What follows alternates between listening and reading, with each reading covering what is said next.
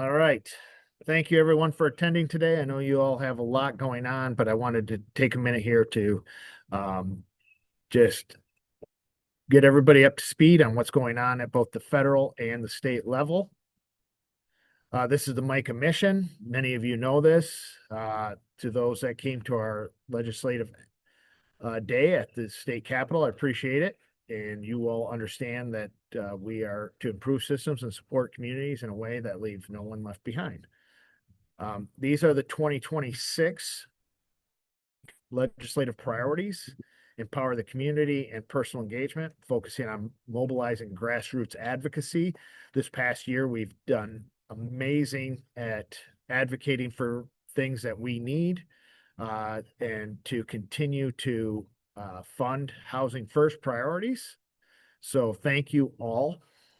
Diversify and strengthen funding streams for housing and homelessness.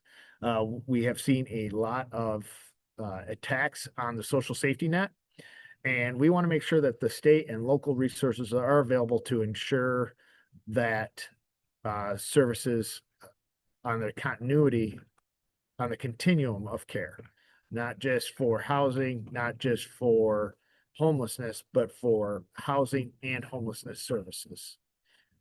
Improve the housing crisis response, sustain emergency housing supports. We know that we need eviction protections, emergency rental assistance to prevent those evictions that can follow people for the rest of their lives. We want to see an increase in affordable housing units. Advocate for policies that expand the development of affordable rental housing, addressing the critical shortage. We know that housing, I continue to beat this drum, housing costs have increased 25% in the state of Michigan. We've seen a decrease in affordable housing stock, and we've seen an increase in the number of people in the extremely low income category. This is all due to economic pressures, not because of personal decisions. Now, we want to promote systemic equity in housing, reduce criminalization of homelessness. We know this is a national push from both the president and some of the president's supporters and HUD. We need to make sure that we are finding people ways to become stably housed, and then they will be able to move along in the system and be able to get in a place in society where they can feel supported. Strengthen homelessness support systems, maintain housing first. We know, all of us that took Psych 101, that Maslow's hierarchy of need, you need shelter and food. Once you have all that, then you can do all the other things, find jobs, maintain your mental health treatment, maintain your physical health treatment, go to substance use disorder treatment. All those things will allow you, if you have, that you are stably housed and have food. Welcome again. We will go into the federal and state updates now. Just want to thank everybody for taking time to be here today and to hear these updates, because there's a lot going on and a lot of things have been moving through the process. And I want to make sure everybody is aware of what's happening. Your federal updates. State of Congress. The THUD appropriation bill, FY26, first quarter renewals have been notified and should have been released. We're going into quarter two now. We should start seeing those be released, but I do think we'll see those come June, just like this.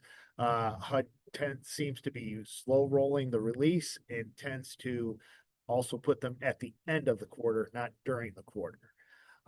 If you do not receive your funding or did not receive first quarter funding and you're supposed to, please let us know. Also, reach out to your members of Congress because they want to know. So continue to have that.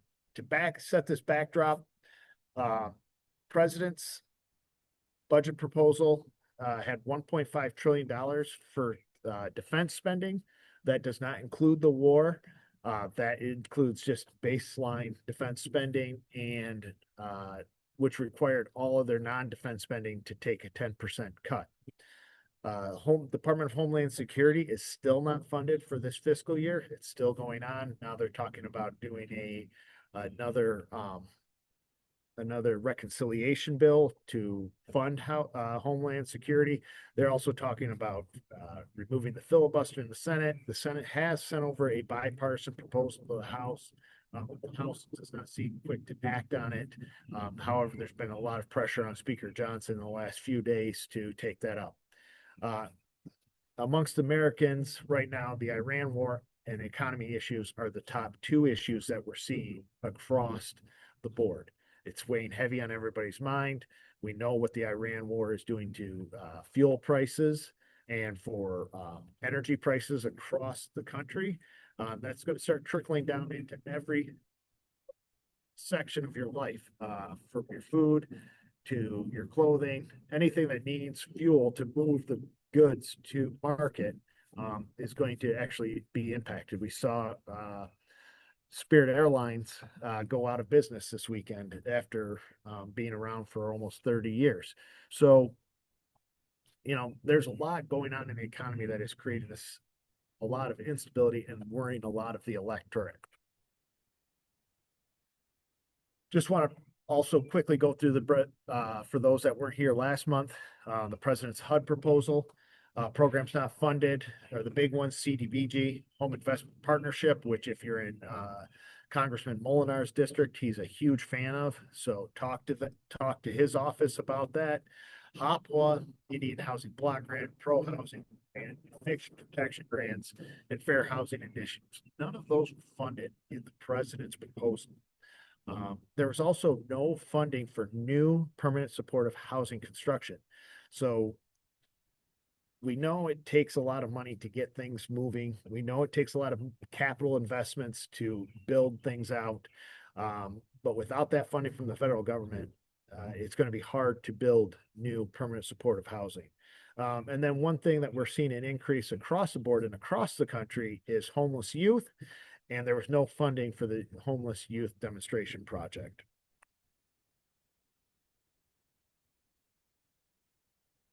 Homeless assistance grants were capped at 4.02 billion, focused on expanding emergency solution grants, which is your transitional housing and your emergency sheltering. Again, I go back that this is a much more expensive solution than actually housing first. We see it across the board. I know in Michigan, we talk about Lansing, where we had the modular village was going to be built. It's now been delayed another year, on top of costing hundreds of thousands just to purchase, and then now millions of dollars to keep them going annually. So would that be better off spent for housing first? I believe so. We also know through the homeless management information system that transitional housing in Michigan is only about 65% effective compared to 90% for rapid rehousing and 95% for permanent supportive housing.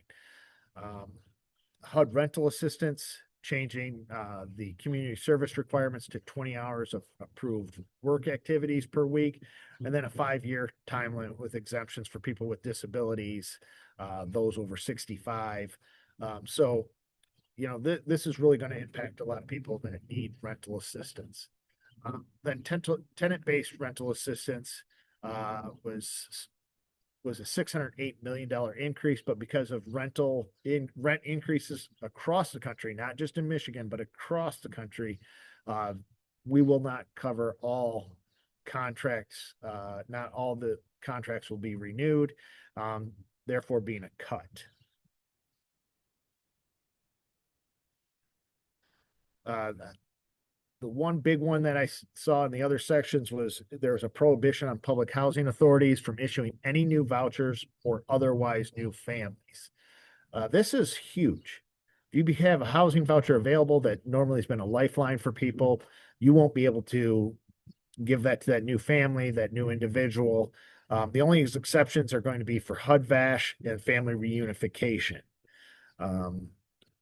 One silver lining, because I don't want to be all doom and gloom like I normally am. There is a proposed $30 million in vouchers for those aging out of foster care. That's good news. It's bipartisan. We're noticing an increase in those homeless youth that came out of foster care. It would be great if we could actually support them better and ensure those have safe and secure housing. Um, One of the other areas that we saw in here was the 30 million for program integrity initiative, fighting fraud, waste, and abuse. Increased financial accountability and visibility and oversight that goes all the way down to your sub-grantees, which is great. Everybody needs to be able to show what they're doing, the outcomes. That it's not the problem. Where the problem comes in is it prevents rental assistance from being used for deceased tenants, non-citizens, and entities that use funding to proselytize woke agendas. I would be surprised if anybody is paying for deceased tenants knowingly. Um, I'd be, the mixed status rule that we know HUD is pushing would make it ineligible for non-citizens to stay in federally funded housing. So the families that have a U.S. citizen and a non-U.S. citizen, that's going to tear them apart. On top of decreasing the amount of people seeking help and assistance. Uh, one thing that we worry about for the non-citizens is if they've already been in the system, don't leave the system because they already have your name, they already have your information. They're going to don't give up something because you are afraid of what might happen. We know that's a real worry, um, and they're trying to stop this from happening. But if you just give up the housing, it's going to be detrimental to yourself and your families. Make sure that you also work with your clients to understand that. Now, the big is the proselytizing of woke agendas. What does that mean? The devil's going to be in the details. Does it mean DEI, LGBTQ? Does it mean housing first, which we've heard in certain communities that housing first is a idea. But I go back to Psych 101, where Maslow's hierarchy of needs. You need that housing, or you need shelter and food to do other things. So those are areas that we really need to continue to watch. And as you advocate for your community and what works in your community, tell your members what works, what you're experiencing, what you're seeing. And understand that there is a lot going on, and that Congress was our friend in the last budget cycle. Congress stopped the president's proposal last year. Congress added money to the budget for HUD proposals. So continue to get out there, continue to advocate, and talk to your elected officials about what's working, what's not working in your community, and what you need. We didn't even talk about the Public Housing Authority's capital funds. We didn't talk about the shelter capital funds needed. Those are all things that are needed, but really aren't addressed. And with CDBG not being funded in the president's recommendation, that's going to limit communities' ability to assist with emergency sheltering in their community, doing things like eviction protection programs in their communities. So continue to talk to your elected officials, especially at the congressional level.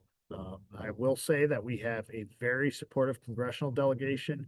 I've had great conversations with Congressman Molinar's office, Congressman Wahlberg's office,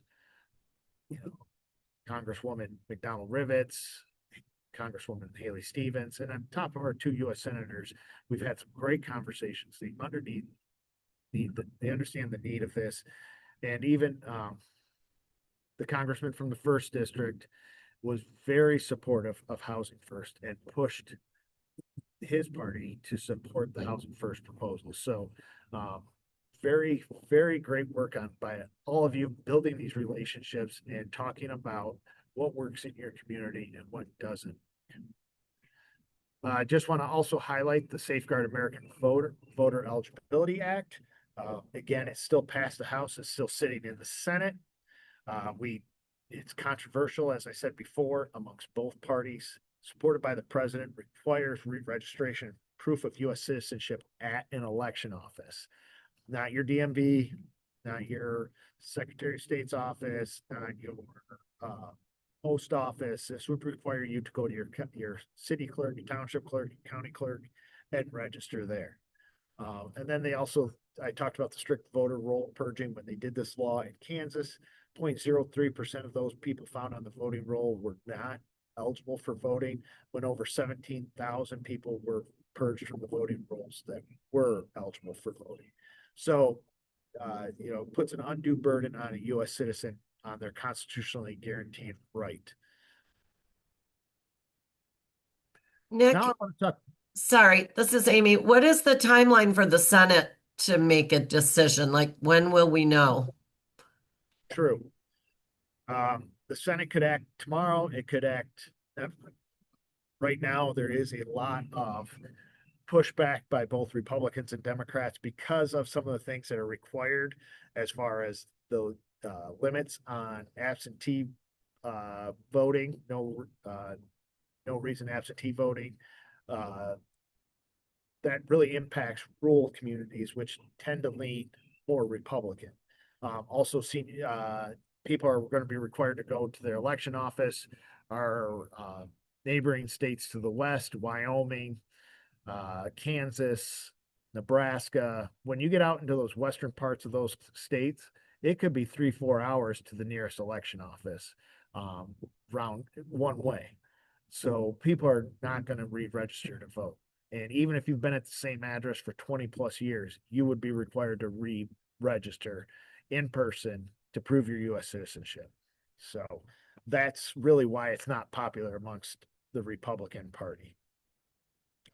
What I want to talk about now is something that came out at the end of March, or in the beginning of March. We thought kind of was bubbling up, but we didn't really hear much about it until recently. The Department of Veterans Affairs and DOJ entered into an initiative to place more vulnerable and homeless veterans under public guardianship. This is kind of a slippery slope. Right from their press release says VA cares for hundreds of veterans who are unable to make their own healthcare decisions and have no family or legal representation to help. This includes some veterans who are homeless or at the risk of homelessness. If you talk to somebody on the street, you talk to some doctors, we've heard that from some VA doctors. Oh, this is only for those that are incapacitated in our VA facilities or don't have the mental capacity to care for themselves. But as you see by their own press release, it says homeless or at risk of homelessness. So this isn't Micah just, saying the sky is falling. This has came out in a VA press release. And as my colleague Sarah Rennie will always say, is there already was a process for a public guardian to be appointed. The VA could use this through the state system. But this memorandum of understanding now allows the Department of Justice to represent VA in probate court. We know the VA is already out there looking for veterans in Michigan. I know of two in Ingham County that the VA is actively looking for to put in guardianship. Both of them have failed out of other VA programs for a multitude of reasons. Some behavior related, some substance use disorder related. But the problem is just because it's a bad decision doesn't mean they're incapable of making a decision. So you will lose with guardianship, you lose the autonomy, your own autonomy and rights. It's a drastic step that removes a person's capacity to make their own decisions regarding healthcare, finances, and living situations. So as we look back at that executive order at the end of last July, they wanted to talk about crime and disorder on the streets and forced institutionalization, putting people in jail that weren't going into programs. This is the first step. The VA has developed a homeless encampment in California at an old VA facility. So is that where they're going to put people? We really don't know. We know there's not enough beds in Michigan. Usually fine. We know there's not enough homeless. We know there's not enough substance use disorder beds. We know there's not enough psychiatric beds. So do they put people in jails? And does that become an unfunded mandate for communities, or do they take that individual and transfer them to California where this encampment's being built? We don't know. Misuse for housing issues. Advocates argue the guardianship is being used as a shortcut to manage homeless veterans rather than providing necessary housing community-based support services. Some of the VAs that I know of in the state of Michigan, their outreach team does not go to the streets. They stay at the VA facility. So veterans that live in encampments sometimes have a hard time connecting with transportation and those other issues. So putting that person in guardianship because they can't reach out to the veteran team is not really fair. It also makes them leery of using the VA.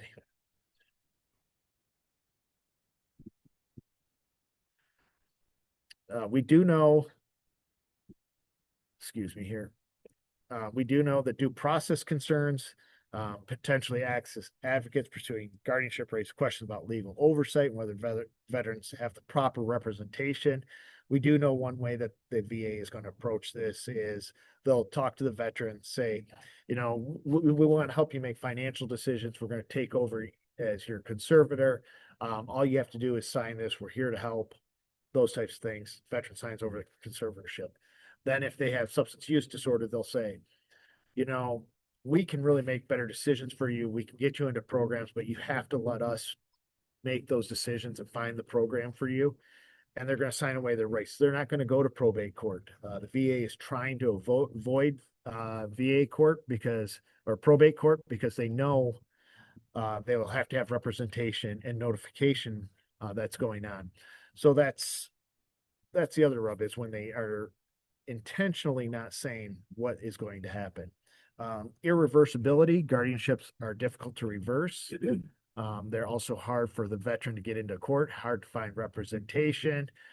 So the person may be in guardianship or conservatorship for years, well beyond the time that was needed. Then there's also the concern that we had a lot of stigma surrounding mental health and substance use disorder in the veteran community. Even myself as a veteran, when I was first in the service, people that needed mental help were weak. They didn't know how to get through. And when I started dealing with my own mental health challenges, that quickly changed. That was also around the time where we started talking about the stigma of mental health. And it really opened my eyes. And had I been taught what I know now, I would have encouraged more mental health treatment along the way. And the VA has come a long way in getting veterans into help. So now if they make poor decisions or lose a job because of their PTSD, are we going to put them in guardianship? That is a question to be asked. Because if you lose your job and it was a minimum wage job and you were precariously housed,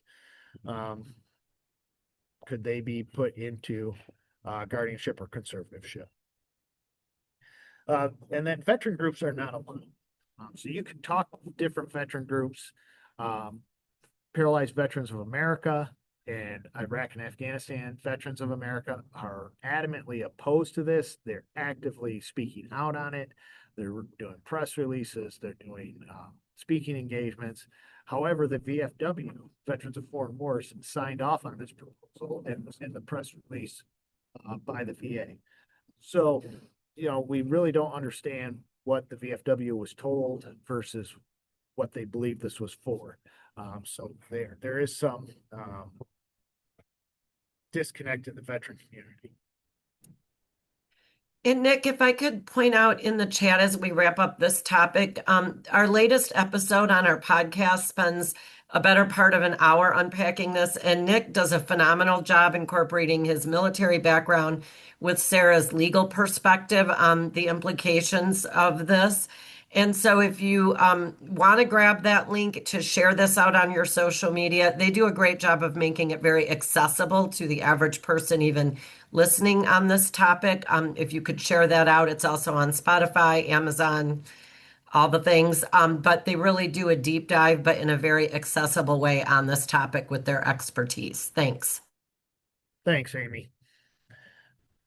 The litigation, there's really been no change since the last time. I just want to highlight this because we're coming up on the June 1st deadline that Congress set for HUD to release the 2027 NOFO. Uh, we've been hearing rumors from HUD that they plan on releasing it the last week of May, right before the first. So keep an eye out for that. We are trying to figure out how this is going to be proposed, what's it going to look like. We hear a lot of it is going to look a lot like the December 19th NOFO for 2026 that was published. But there was even legal challenges with that. So we are all kind of waiting to see what happens. Just ask that you all identify your core values, identify what is needed for your community, and stick by that. Don't try to preemptively adhere to the NOFO and put your community at harm or those in your community at harm. I know it's tough, but we all need to work together to ensure Michiganders are safe and stably housed. We have some toolkits available. Um, we will be putting out a budget letter for the federal level. With everything going on, we've been just kind of waiting to see what comes out. But we will now put that out and get that for you to all start reaching out to your members of Congress. If you want to reach out to your members of Congress or you have a conversation with your members of Congress and you want talking points, give me a call. We'll go through them. We'll talk through things and get you on the right path. Congress works for you. We know that from last year. All of you did amazing. All of you reached out to your members of Congress. All of you took action, and it really did change what was going to happen. If in doubt, reach out. I'm always available. Sarah Rennie's always available. Amy's always available.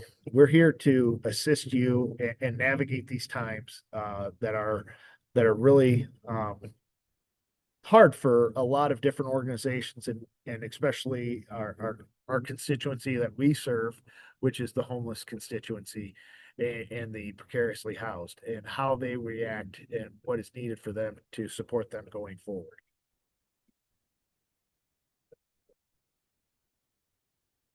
All right, I'm going to stop here for a second. I've said a lot. We have state updates to get to, but I just want to see if there's any questions here before we go forward. Anybody have any questions? Feel free to unmute yourself before we go into this federal or state topics.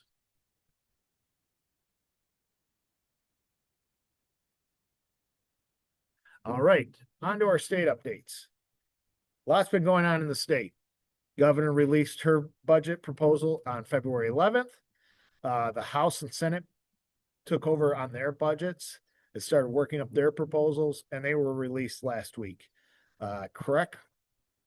Now, I want you to understand, for those that have worked in appropriations for a long time, these budgets are kind of made up off of the January consensus revenue estimating conference. They're not, they're an estimate. They really aren't solidified. They aren't decided upon. So whatever you see here, as I used to always tell people when they'd come lobby me when I worked on staff, I'd be like, this is the beginning of the conversation, not the end of the conversation. So there's still a lot of time to activate your community, talk to your state legislature, and have those conversations. The next CREC will be May 15th, and that's really where the conference budgets will be set. They'll get their targets.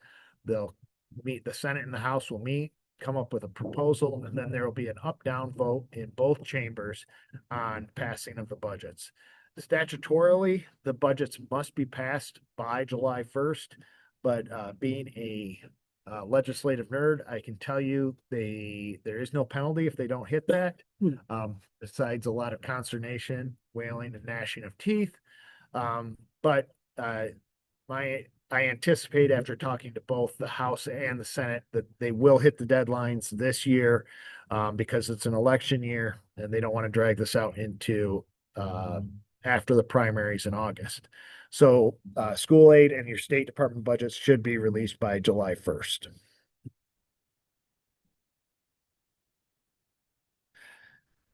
All right, the gap report. We know this came out.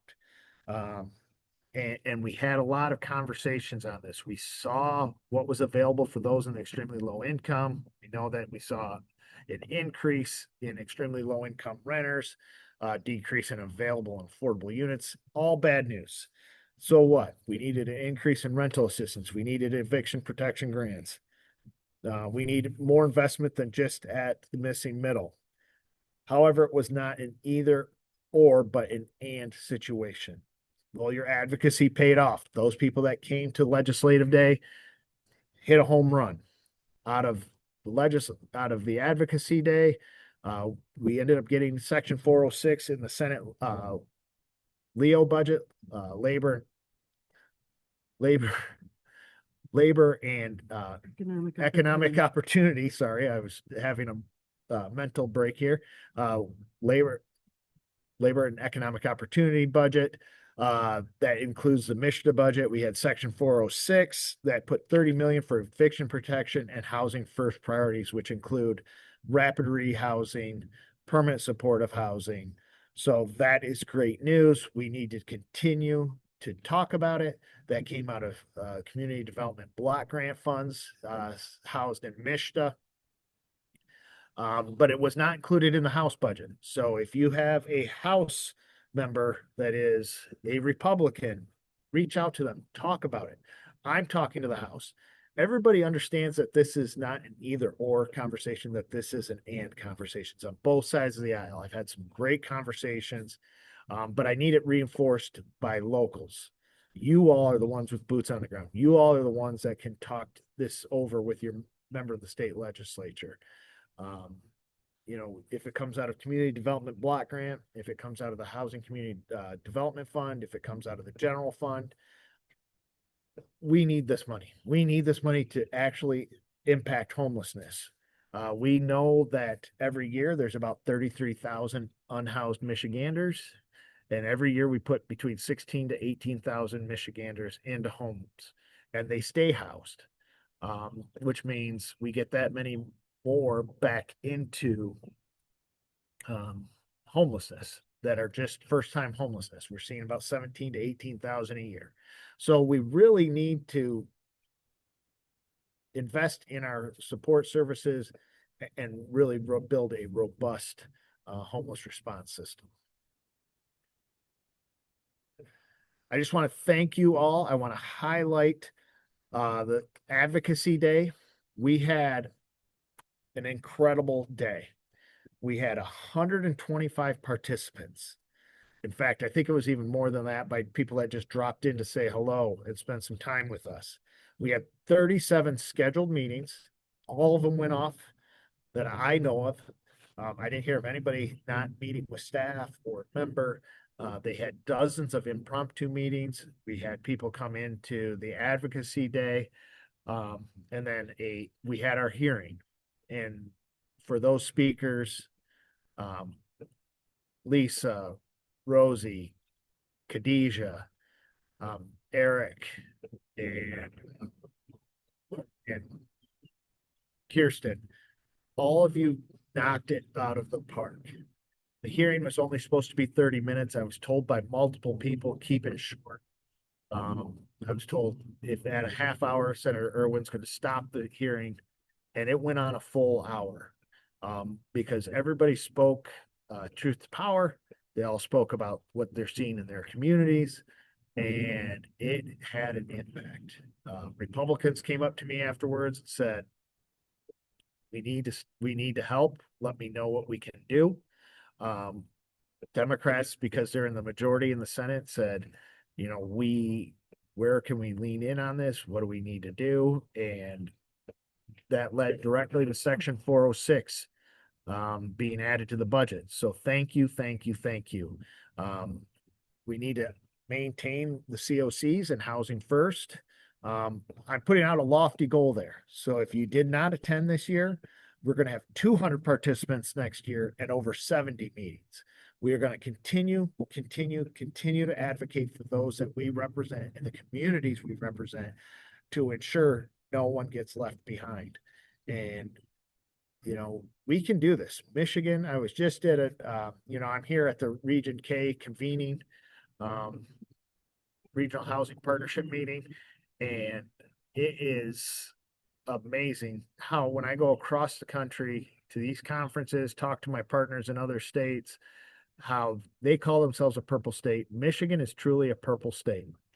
Our most liberal members understand this issue. Our most conservative members of the legislature understand this issue, and they're all concerned. They know it's not necessarily life choices, but it's an economic choice or an economic issue that's facing Michiganders. So continue to advocate. We'll get 200 people next year. We'll have over 70 meetings, and we'll shoot for a hearing in the House because it is the people's house. And we really want to make an impact, and we want people to understand what we're seeing, the issues that are facing our communities, and how they can help.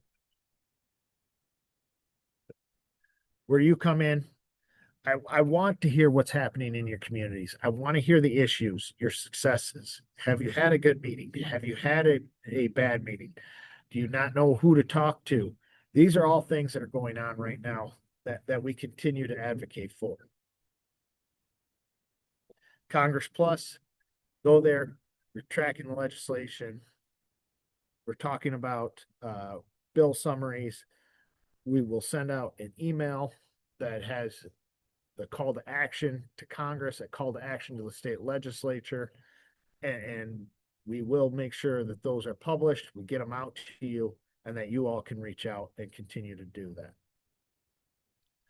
Advocate, advocate, advocate. We saw what that can do this past year. I don't think there was anybody that expected a win as big as we did with the federal budget on HUD. The administration actually had some wins in other budgets. They had some wins, but in the HUD budget, because of everybody's advocacy, Housing First, COCs, homeless response system was maintained and actually improved upon because of the advocacy of everybody. So thank you. Micah updates. Policy in place. I'll turn this over to Amy. I know she loves talking about this. Thank you, Nick.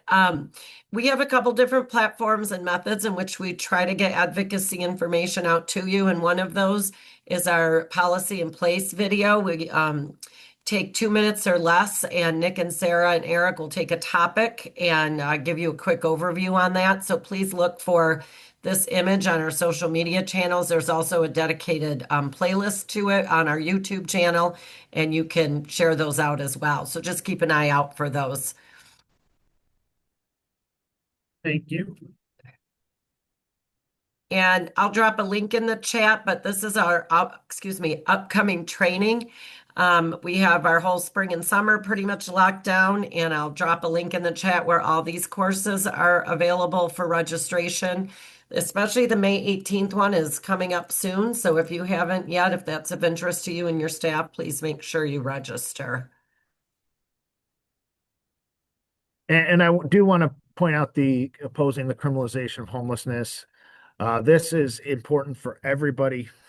We have to continue this conversation as we continue to see the federal government and the Cicero Institute push to criminalize those that are homeless just for existing. And then with the VA moving for guardianship and conservatorship, we continue to see this push for criminalization, and we need to stop that. I was just out at homeless encampments last night, and used to see 15, 20 people living together. It was easy to talk to.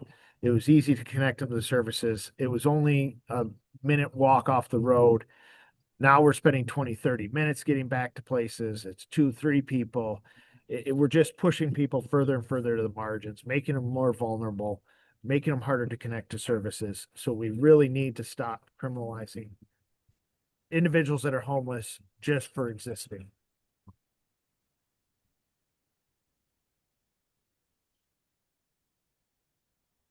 One of our favorite things to talk about, Sarah and I, is our Unhoused and Unfiltered podcast. It is a lot of fun to do. We're getting a lot of traction on this. We're trying to make this so that we can talk about subjects that impact you all on a daily basis, impacts the communities, impacts the neighborhoods, and just have a conversation that just aren't always heard about the unhoused and precariously housed communities. It's on Spotify, it's on YouTube, it's on the iStore.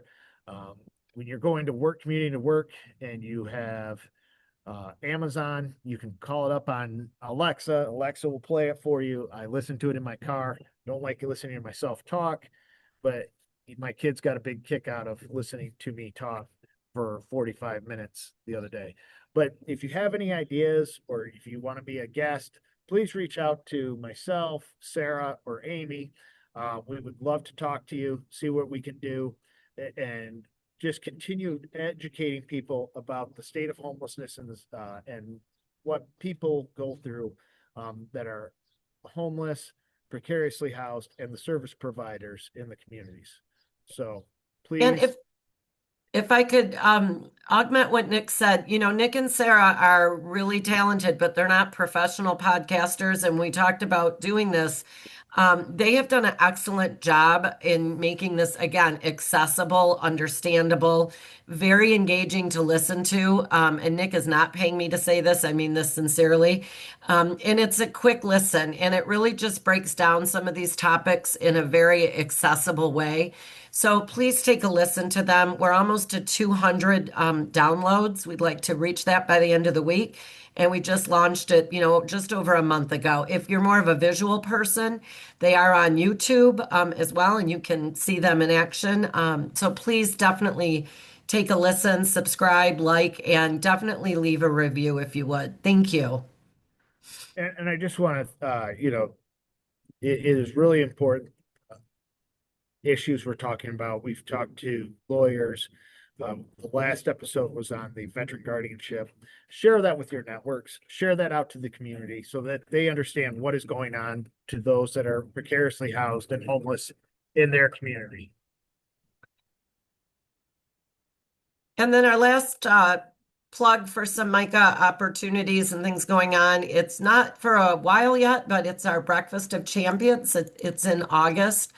And we wanted to get the date out there to folks, but more importantly, we wanted to get the nomination form out there. Sometimes you're in a meeting with someone and they're very inspiring, or you go to a conference and they're really leading the way, or it's somebody just sitting right next to you that day in and day out is just in the trenches in the good fight. So anyone can nominate anyone. It does not have to be your executive director. It does not have to be a very high level person. It can be your favorite volunteer that comes in every day. So please start your nomination process today. Share that link with your staff of who they may know, and look for that logo. I'll be sending things out in another week or two just to start reminding folks to not only register, but nominate people who deserve to be acknowledged. Thank you. Don't be afraid to share with us if you've had a great conversation with an elected official or your community, or, whoever you're talking to, and something resonated. Share that. We will share that out to everybody so that we can all work together to make this a better system for our constituency, for our service providers, and we'll really work together. Please reach out if you have any questions, any concerns. I'm here. I can answer the question. If not, I'll find you the right person. I want to be a resource. Please reach out to me, call me, email me, text me, and we'll figure it out together. And at this point, please go to our social media. Please follow us on Facebook, X, LinkedIn. We now have a TikTok. Is that correct, Amy? It is. I need to update the slide, but yes, we have TikTok, Instagram, just trying to reach everybody. So at Am I Homeless, you can find us on any of those platforms. Please follow us. Also, if you're not a member of MICA, please think about joining us. Your membership helps us do the LAC, helps us do advocacy in the communities, helps us fight criminalization. helps us put together these trainings. So please join Micah if you have not. And we would love to come to your community and talk. And if anybody has any questions, please feel free to unmute yourself at this time and ask away.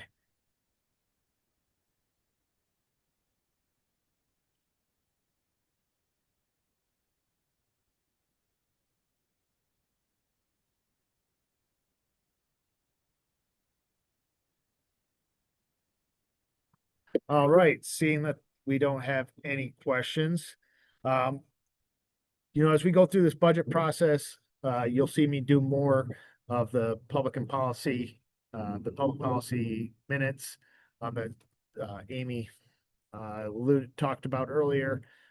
So I'll give out little updates on that. If you, again, have a connection to a member of the House Republicans and would like to set up a meeting and discuss through some of the nuances on that 30 million that was included in the Senate version, I would be happy to help facilitate that, give you talking points. Because this is going to take all of us to get this across the finish line. That 30 million will be life-changing to the homeless response system in the state of Michigan. So thank you for joining us today. Pending any of your questions, I'll let you buy back 10 minutes and we will see you next month.